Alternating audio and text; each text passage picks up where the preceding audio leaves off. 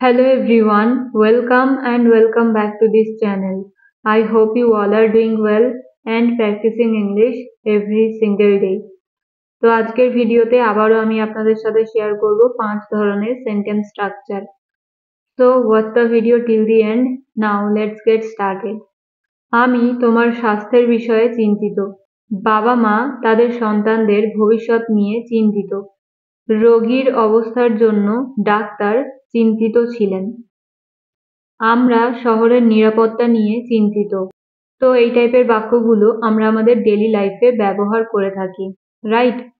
তো এই প্রতিটা বাক্য যদি আপনারা ভালোভাবে দেখেন তাহলে এই প্রতিটা বাক্যে একটা জিনিস কিন্তু সেম রয়েছে, আর সেটা হলো চিন্তিত হওয়া, কোনো বিষয়ে চিন্তিত হওয়া বা কোনো বিষয় নিয়ে চিন্তা করা।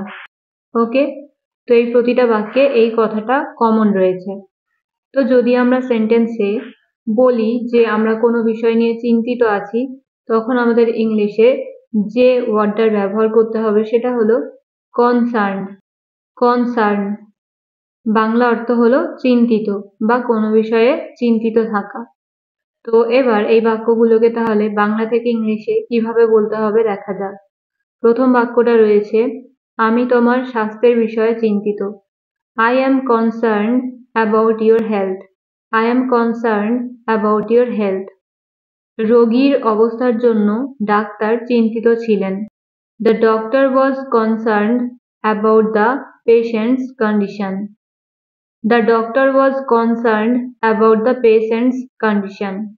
পরের বাক্য, বাবা-মা তাদের সন্তানদের ভবিষ্যৎ নিয়ে চিন্তিত। Parents are concerned about their children's future. Parents are concerned about their children's future. One more example. আমরা শহরের নিরাপত্তা নিয়ে চিন্তিত। We are concerned about the safety of the city. We are concerned about the safety of the city. তো friends, আশা করছি আপনারা বুঝতে পারলেন যে এই ধরনের বাক্যগুলো ইংলিশে আপনারা কিভাবে বলবেন।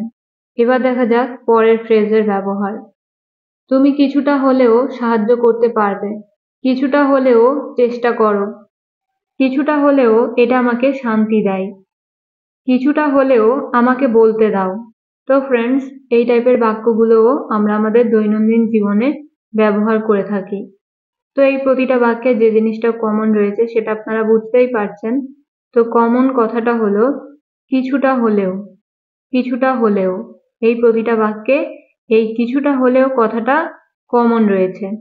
তো যদি আমরা ইংলিশে এই কথাটা বলতে যাই সেন্টেন্সে, তাহলে আমাদের ইংলিশে যে ফ্রেজটার ব্যবহার করতে হবে সেটা হলো at least a little. at least a little অর্থাৎ কিছুটা হলেও। ওকে, তো চলুন তাহলে এবার এই বাক্যগুলোকে বাংলা থেকে ইংলিশে কিভাবে বলতে হবে দেখা যাক। তো প্রথম বাক্যটা রয়েছে, তুমি কিছুটা হলেও সাহায্য করতে পারো। You can help at least a little. You can help at least a little. কিছুটা হলেও এটা আমাকে শান্তি দিয়েছিল। কিছুটা হলেও এটা আমাকে শান্তি দিয়েছিল। At least a little it gave me peace. At least a little it gave me peace. কিছুটা হলেও আমাকে বলতে দাও। Let me speak at least a little. Let me speak at least a little অর্থাৎ কিছুটা হলেও আমাকে বলতে দাও। নেক্সট এক্সাম্পল, কিছুটা হলেও চেষ্টা করো। কিছুটা হলেও চেষ্টা করো। Try at least a little. Try at least a little. তাহলে আপনারা বুঝতে পারলেন যে at least a little এই ফ্রেজটার ব্যবহার করে কিভাবে আপনারা সেন্টেন্সগুলো ইংলিশে বলতে পারেন, রাইট? তো এবার দেখবো আমরা পরের ফ্রেজের ব্যবহার। সকাল থেকে আজকের দিনটা বাজে যাচ্ছে। আজকের দিনটা আমার জন্য খারাপ ছিল, বা আজকের দিনটা আমার জন্য একটা বাজে দিন ছিল। ভারী বৃষ্টির কারণে আমাদের দিন খারাপ কাটলো। তো ফ্রেন্ডস, আমরা আবার কখনো কখনো এই টাইপের বাক্যগুলো ব্যবহার করে থাকি, অর্থাৎ যখন আমাদের কোনো দিন কোনো কারণে অনেকটাই খারাপ যায় তখন আমরা সাধারণত বলে থাকি যে আজকের দিনটা অনেক বাজে ছিল বা আজকের দিনটা অনেক বাজেভাবে কাটিয়েছি, রাইট? তো যখন আমরা এরকম বলবো সেন্টেন্সে যে কোনো দিন আমাদের খারাপ গেছে, তখন আমাদের সেন্টেন্সে যে ফ্রেজটার ব্যবহার করতে হবে সেটা হলো লাউজি ডে। লাউজি ডে অর্থাৎ খারাপ দিন কাটানো।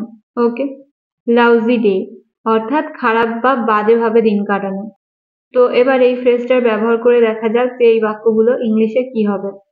তো প্রথম বাক্যটা রয়েছে, সকাল থেকে আজকের দিনটা বাজে যাচ্ছে, বা সকাল থেকে আজকের দিনটা খারাপ যাচ্ছে।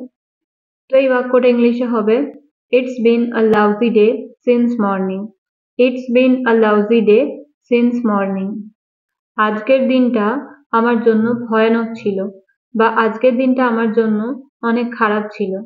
তো এই বাক্যটা ইংলিশে হবে, it was a lousy day for me. It was a lousy day for me.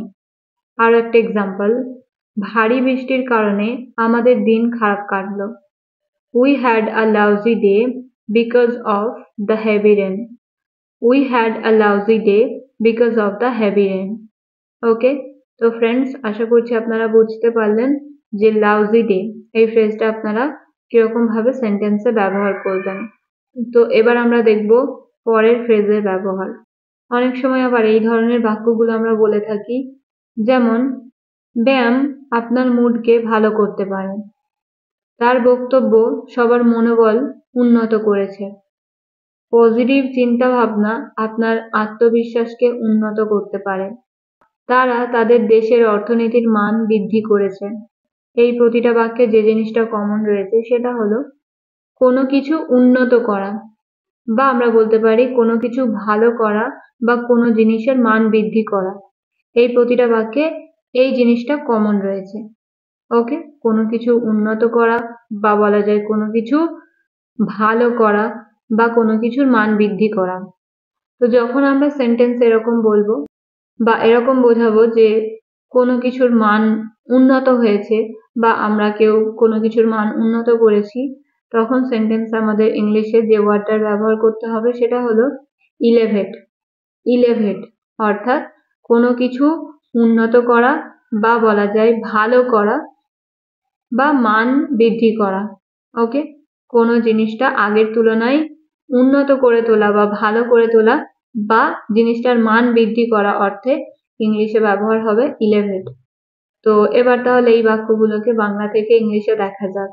তো প্রথম বাক্যটা রয়েছে, ব্যায়াম আপনার মুডকে ভালো করতে পারে।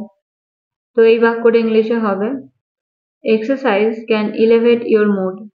Exercise can elevate your mood.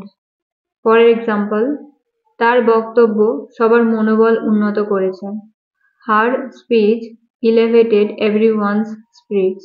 Her speech elevated everyone's spirits. পরের এক্সাম্পল, পজিটিভ চিন্তা ভাবনা আপনার আত্মবিশ্বাসকে উন্নত করতে পারে। Positive thinking can elevate your confidence. Positive thinking can elevate your confidence. তারা তাদের দেশের অর্থনীতির মান বৃদ্ধি করতে চাইছে। They are trying to elevate their country's economy. They are trying to elevate their country's economy. তো ফ্রেন্ডস, আশা করছি আপনারা বুঝতে পারলেন যে ইলেভেট এই ওয়ার্ডটার ব্যবহার করে কিভাবে আপনারা এই টাইপের বাক্যগুলোকে ইংলিশে বলতে পারেন। তো এবার দেখা যাক সব থেকে শেষের ফ্রেজের ব্যবহার। তো প্রথমে আমরা কয়েকটা বাক্য দেখব। বাক্যগুলো হলো, পার্টির জন্য এটি উপযুক্ত ড্রেস। ফর্মাল মিটিংয়ে স্যুট পরা যথাযথ, বা ফর্মাল মিটিংয়ে স্যুট পরা উপযুক্ত।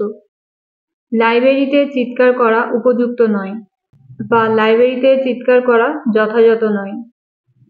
সব ছাত্রছাত্রীদের কাছ থেকে যথাযথ আচরণ আশা করা হয়। তো ফ্রেন্ডস, এই প্রতিটা বাক্যে যে জিনিসটা কমন রয়েছে সেটা হলো উপযুক্ত বা যথাযথ, এরকম বোঝাচ্ছে। তো যখন আমরা সেন্টেন্সে উপযুক্ত বা যথাযথ এই কথাটা বলবো, তখন আমাদের সেন্টেন্সে ইংলিশে যে ওয়ার্ডটার ব্যবহার করতে হবে সেটা হলো appropriate.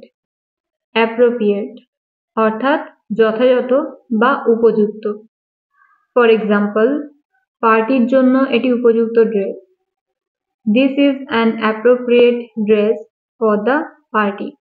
This is an appropriate dress for the party. পরের এক্সাম্পল, ফর্মাল মিটিংয়ে স্যুট পরা যথাযথ। Wearing a suit is appropriate for a formal meeting. Wearing a suit is appropriate for a formal meeting. লাইব্রেরিতে চিৎকার করা উপযুক্ত নয়। It is not appropriate to shout in the library. It is not appropriate to shout in the library. সব ছাত্রছাত্রীদের কাছ থেকে যথাযথ আচরণ আশা করা হয়। তো এই বাক্যটা ইংলিশে হবে appropriate behavior is expected from all students. Appropriate behavior is expected from all students. অর্থাৎ সব ছাত্রছাত্রীদের কাছ থেকে যথাযথ আচরণ আশা করা হয়। তো ফ্রেন্ডস, এই ছিল আজকের ভিডিও। এই ভিডিওতে আমি আপনাদের সাথে 5 ধরনের অ্যাডভান্স ওয়ার্ড বা ফ্রেজের ব্যবহার দেখালাম। আশা করছি আপনাদের ভিডিওটা ভালো লেগেছে বা আজকের ভিডিওটা থেকে আপনারা নতুন কিছু শিখতে পারলেন। So that is it for today's video. যদি ভিডিওটা আপনাদের ইউজফুল মনে হয় তাহলে ভিডিওটা বেশি বেশি শেয়ার করবেন। So thank you so much for being here. See you in the next video. Stay happy and keep learning.